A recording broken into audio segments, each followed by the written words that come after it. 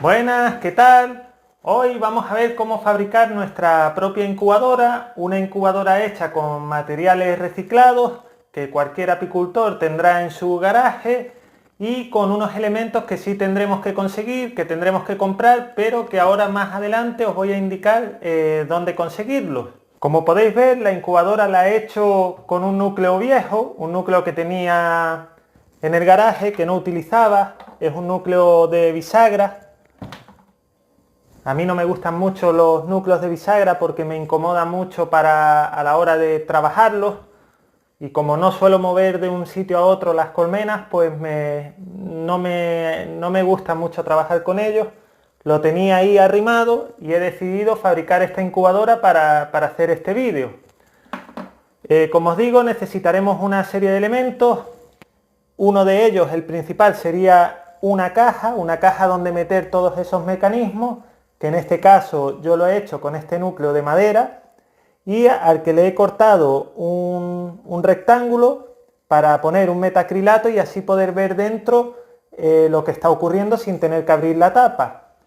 Es muy importante elegir un buen recipiente, una buena caja que sea aislante, que no pierda mucha temperatura, y de esta manera vamos a economizar mucho en energía. También el termostato tendrá que trabajar menos y la temperatura será más estable que si el material es poco aislante. Pues bien, ya hemos visto que necesitamos un recipiente donde vamos a introducir esas realeras o esos huevos, lo que queramos incubar, y luego necesitaremos una caja de estas que se utilizan en electricidad para hacer los empates, los enganches con los cables, y vamos a cortarle un pequeño rectángulo para introducir este termostato, que será otro de los elementos que necesitamos. Para resumir un poco, para hacer una incubadora, los elementos claves que vamos a necesitar es un termostato, un ventilador y el sensor que suele venir con el termostato, y una fuente de energía que nos dé el calor. En este caso se puede hacer con muchos tipos de elementos, se puede hacer con una bombilla térmica, con un montón de cosas que dan calor. Hay placas de metal, pero yo he elegido este cable de silicona. Es un cable especial hecho para este tema, para incubadoras. Es un cable que aguanta mucho el calor, que no se va a quemar, que no se va a derretir. No utilicéis un cable normal para hacer esto porque vais a tener problemas y posiblemente o seguramente se podrá incluso quemar la caja. Así que tened cuidado con esto y recordad que es un cable especial para incubadoras, que aguanta mucha temperatura y que también tiene un punto a favor, y es que una vez que para del termostato, que corta esa corriente, se va a enfriar tan rápido como se calienta. De esa manera vamos a hacer que la temperatura sea más estable. Este cable estará controlado por el termostato, que no es más que un dispositivo al que nosotros le marcamos la temperatura que queremos que trabaje la caja, y mediante el sensor este termostato va a estar controlando cuando este cable o la bombilla o lo que quiera que pongamos para hacer de fuente de calor se enciende y se apague para conseguir la temperatura marcada. Como ya os digo, se pueden utilizar muchas fuentes de calor. Podríamos colocar en vez de este cable una bombilla. Yo en este caso elegí el cable porque lo he adaptado al espacio que tengo debajo de la tapa, para que al meter aquí el cuadro con las cúpulas, pues no me moleste todo el mecanismo. Esto está pensado para que yo vaya a la colmena, coja mi cuadro portacúpulas, lo saque con esas realeras y lo introduzca normalmente dentro del núcleo, y así de esta forma será muy fácil trabajar y muy cómodo. En este caso, como la caja es muy pequeña, no habría problema en poner una bombilla de estas que se utilizan en terrarios para calentar, una bombilla de calor, no una bombilla tradicional de casa, aunque también se podría, pero os recomiendo que no utilicéis la bombilla si la caja es de un tamaño considerable o más grande, porque le va a costar mucho calentar el interior, va a tardar mucho en calentar y eso va a hacer que la temperatura oscile y no esté, digamos, estable la mayoría del tiempo. Un dato clave, cuando nosotros ponemos un termostato, si tenemos otro medio de referencia, otro termómetro, ya sea digital o analógico, lo que sea, vamos a notar que aunque nosotros hayamos programado ese termostato a, digamos, 35 grados, va a haber una temperatura que oscila entre 35, 35 y medio o 34 y medio, más o menos siempre hay una curva que sube y que baja de temperatura. Esto no tiene importancia porque a la hora de incubar, quitando cosas exóticas y muy delicadas, a la hora de incubar normalmente tenemos una media de esa temperatura y esa media es la importante. No importa si la temperatura en determinados momentos sube o baja, sino la media. Para poner un ejemplo, nosotros cuando abrimos una colmena para mirar unas realeras, esa colmena se va a enfriar durante unos minutos y no va a ocurrir nada. Nosotros vamos a volver a cerrar, las abejas volverán a subir esa temperatura hasta los grados que correspondan y esas realeras nacerán sin ningún problema. ¿Por qué ocurre esto? Ocurre porque aunque la temperatura oscile, como ya os digo, lo importante es la media de temperatura que se da en el interior y los líquidos, la larva en este caso, va a atrapar ese calor. Normalmente los seres vivos, como sabéis, estamos hechos de líquidos, los líquidos acumulan ese calor y son muy estables. Entonces, en este caso, la larva va a estar a la media que consigamos. 35 grados es la temperatura a la que incubamos una abeja. Y aunque haya pequeñas oscilaciones que duren segundos, eso no va a interferir en su desarrollo porque la larva seguirá manteniendo esos 35 grados. ¿Por qué? Porque vamos a intentar que las oscilaciones duren el menos tiempo posible y que la media de esa temperatura esté a 35, que es la temperatura que nos interesa en este caso para que se desarrolle una larva de abeja. Otra pregunta que muchas personas se hacen cuando no tienen mucho conocimiento de incubadoras y de este tema es si es necesario poner un ventilador. Pues vamos a ver, el ventilador facilita mucho el que la temperatura de todo el recipiente esté estable. Podemos hacerlo sin ventilador, pero ¿qué va a ocurrir?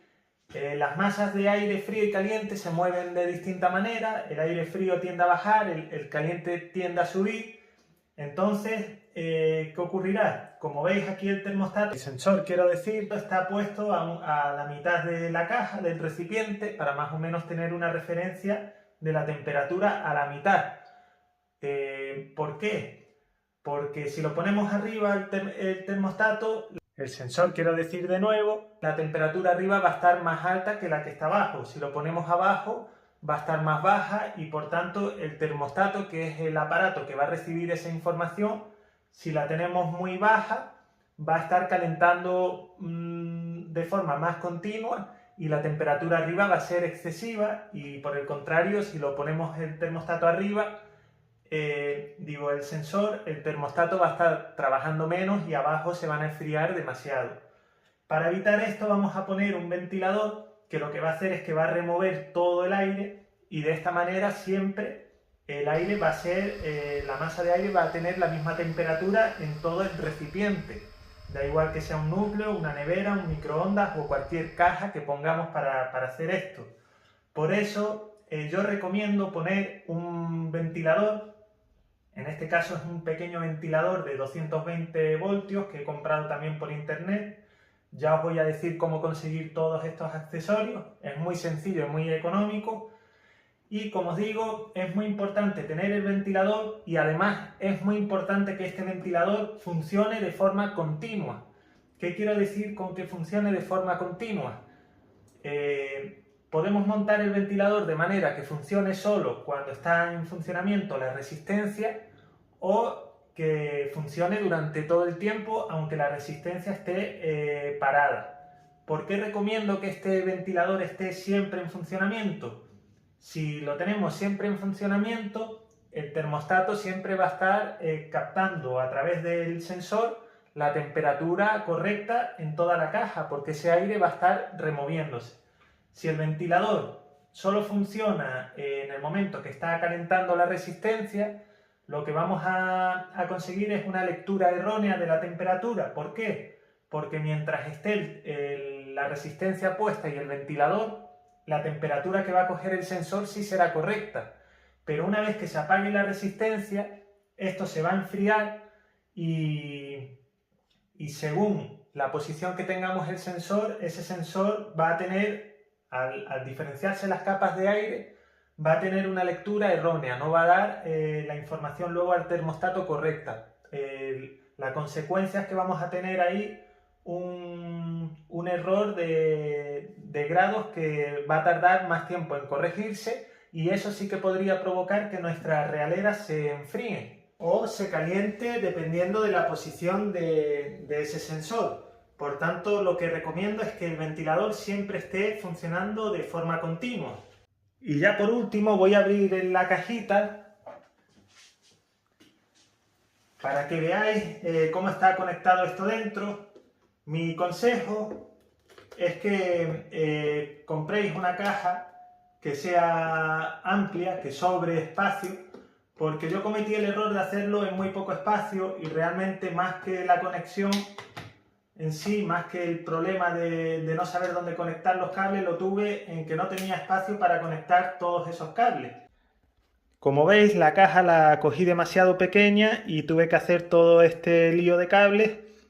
Casi todos funcionan de la misma manera. Tenemos un par de entradas donde vamos a conectar la fuente o el cable principal que va a ir a la corriente.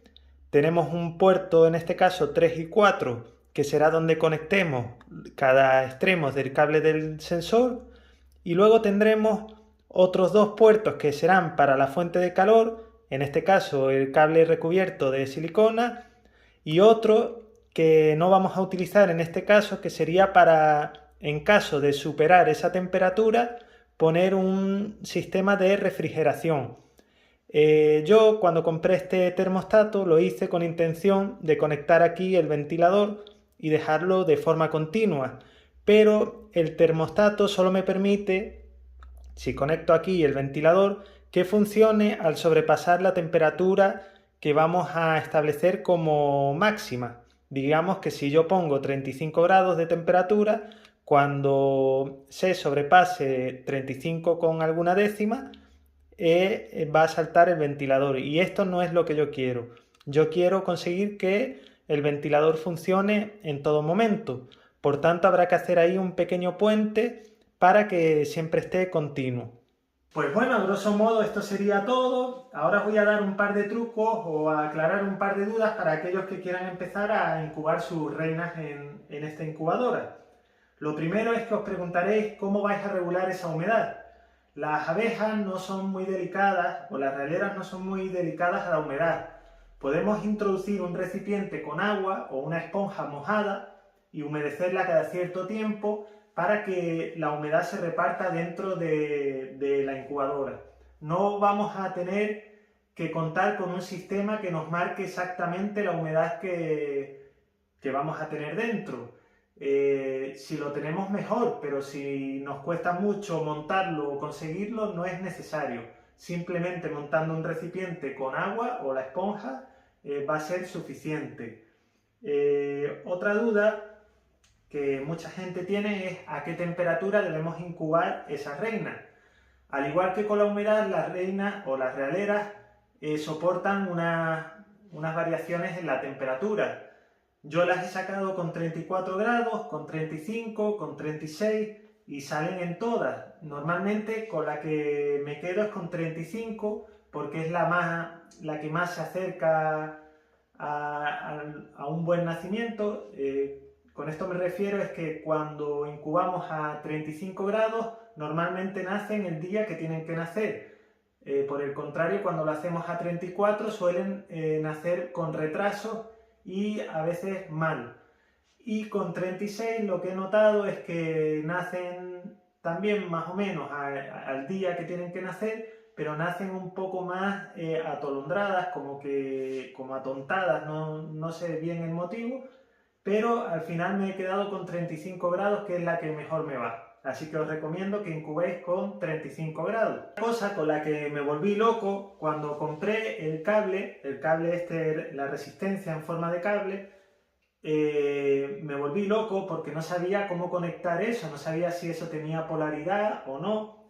Entonces, para aclarar esa duda, si alguno se decanta por el cable, decirles que no tiene polaridad, pero en el caso de instalarlo aquí en el termostato, vamos a poner un extremo a donde el esquema que os voy a mostrar después tiene el cable marrón, y el otro tiene que ir obligatoriamente a un extremo donde el cable esté azul. Ya lo vais a ver en el esquema que os voy a dejar ahora.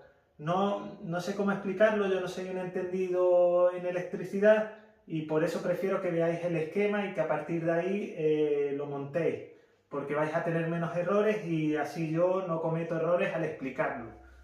De todas formas, que sepáis que tiene que ir un extremo al marrón y otro al azul si seguís el esquema que yo os voy a dejar. Esto no quiere decir que tenga polaridad, ese cable funciona con corriente alterna y no tiene polaridad. Pero para la gente que no tenga idea, como es mi caso, y que vayan a seguir este esquema, que lo hagan siguiendo esas pautas. Otra cosa, cuando conectamos un cable de este tipo, una resistencia de este tipo, los primeros días cuando lo utilicemos, el material se tiene que asentar y va a soltar mucho humo. Yo al principio me asusté porque pensé que no estaba funcionando correctamente y tenía miedo de dejarla enchufada porque pensé que iba a salir incluso ardiendo. Pero esto se corrigió al poco tiempo de dejarla en funcionamiento. Ya los materiales se asientan y deja de echar humo y funciona a la perfección. Pues nada, esto ha sido todo, espero que os haya servido el vídeo, espero que os animéis a hacer una incubadora, porque es algo muy bonito el incubar una abeja en casa y verla nacer. Además vamos a aprender muchas cosas que no lo haríamos si tuviésemos esas realeras en una colmena, porque no vamos a ver lo que ocurre dentro. Os animo a todos a que lo hagáis y disfrutéis con una incubadora en casa, que va a ser un paso más. Bueno, y ya queda lo último. Os preguntaréis dónde podemos conseguir todos estos aparatos y os voy a decir dónde lo he conseguido yo. Yo lo he conseguido en AliExpress por un precio muy económico. Estamos hablando que el termostato lo podéis conseguir entre 3 euros y 8. La resistencia las hay de muchos precios, pero también desde 3 euros hasta 10 podéis conseguir una. Y el ventilador, normalmente uno bueno de este tamaño, que es de tamaño reducido, lo podemos conseguir por unos 8 euros. 8 euros es lo que me ha salido este a mí. Aparenta, en los vídeos se oye el ruido como que es muy ruidoso, pero es porque el móvil lo capta de cerca y parece más de lo que es. No son muy ruidosos, son de un sistema anti-rozamiento, que son magnéticos, no tienen rozamiento y no se calientan y van perfectos. Esto sería todo, ahí podéis conseguir todo y además ahora he notado como que llegan muy rápido los envíos, así que estoy contento con todo esto porque por muy poco dinero he podido conseguir una incubadora. Yo ya tengo la mía, tengo otra incubadora comercial muy buena, pero me ha gustado hacer esta y aprender a fabricarla. Espero que os haya gustado, si ha sido así no olvidéis de suscribiros, de dar like, de compartir y no os perdáis al final del vídeo el esquema donde se ve cómo conectar todos esos cables. Pues nada, esto es todo. Hasta luego.